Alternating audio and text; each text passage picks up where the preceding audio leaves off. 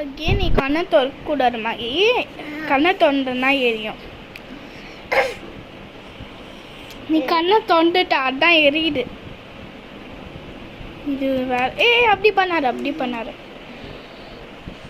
அப்படி பண்ணால் மேக்கப் எல்லாம் போயிடும்.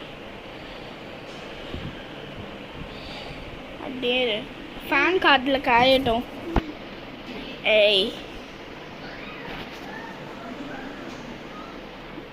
ஏற்கனவே கறி குழம்பு வாசம் இது. பார்த்து கஷ்டப்பட்டு போட்டிருக்க மகி.